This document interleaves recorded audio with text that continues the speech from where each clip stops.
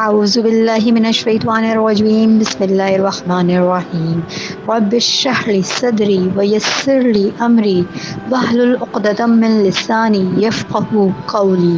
لوگ جو آگ سے فائدہ لیتے ہیں۔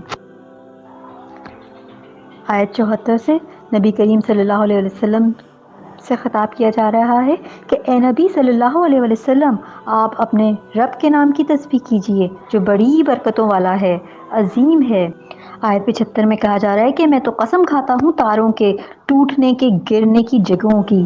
مکے کے لوگ رسول اللہ صلی اللہ علیہ وسلم کے بارے میں بدگمانی رکھتے تھے کہ وہ نعوذ باللہ کاہن ہیں، اور کاہن اپنی پیشن گوئیوں کے لیے جنات شیطانوں سے مدد لیتے ہیں۔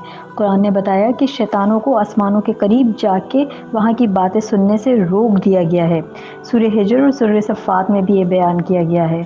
شہاب ثاقب کو عام فہم میں تارا ٹوٹنے سے تعبیر کیا جاتا ہے۔ اور پھر یقیناً اگر تم کو معلوم ہو کہ یہ بہت عظیم، بہت بڑی قسم ہے۔ ثاقب کو یعنی ٹوٹتے ہوئے تارے کو عام فہم میں ٹوٹتا ہوا تارا کہا جاتا ہے، اور یہ دراصل قسم جو ہے وہ بلیک ہول کی قسم کھائی جا رہی ہے، جہاں بڑی بڑی کہکشائیں جو کہ ڈیکمپوز ہوتے ہوئے ایک نقطے یعنی ہول کے مانند رہ جاتی ہیں۔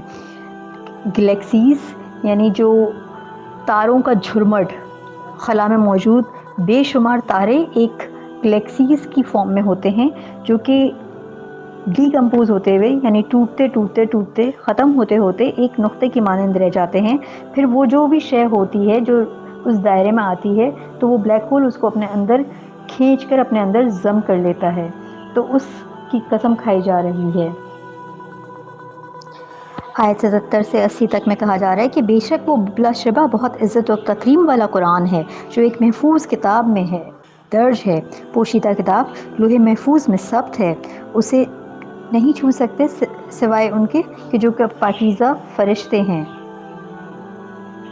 اور اسی آیت کے سبب مسئلہ وضو نکلا ہے کہ یعنی پاک حالت میں پاک صاف ہو کر ہی قرآن کو چھوا جا سکتا ہے، اور یہ کلام قرآن پاک رب العالمین کی طرف سے اترا ہوا کلام ہے۔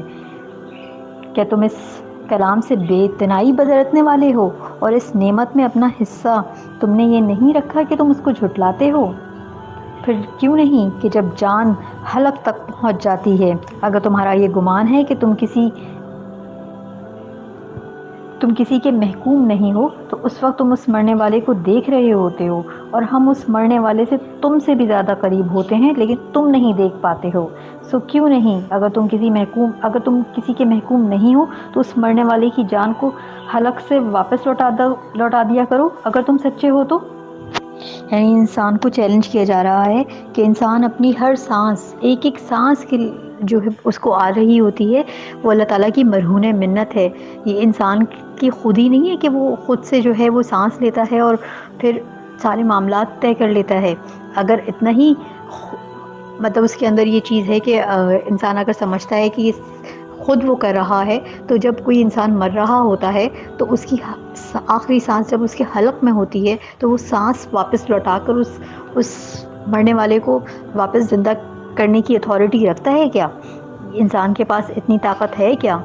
پھر آیت 88 سے 94 تک میں اس مرنے والے کے بارے میں کہا جا رہا ہے کہ اگر وہ مقربین میں سے ہے تو وہ راحت اور خوشبودار پھول ہے اور نعمت والی جنتوں میں سے ہوگا، اور اگر وہ داہنے ہاتھ والوں میں سے ہے تو فرشتے کہتے ہیں کہ سلامتی ہو تجھ پر کہ تو داہنے ہاتھ والوں میں سے ہے، لیکن اگر وہ جھٹلانے والوں میں سے، گمراہوں میں سے ہے تو اس کی ضیافت ہوتی ہے کھولتے ہوئے پانی سے، اور اسے داخل کیا جاتا ہے جہنم کی دہکتی ہوئی آگ میں۔ اللہم اجرنی من النار۔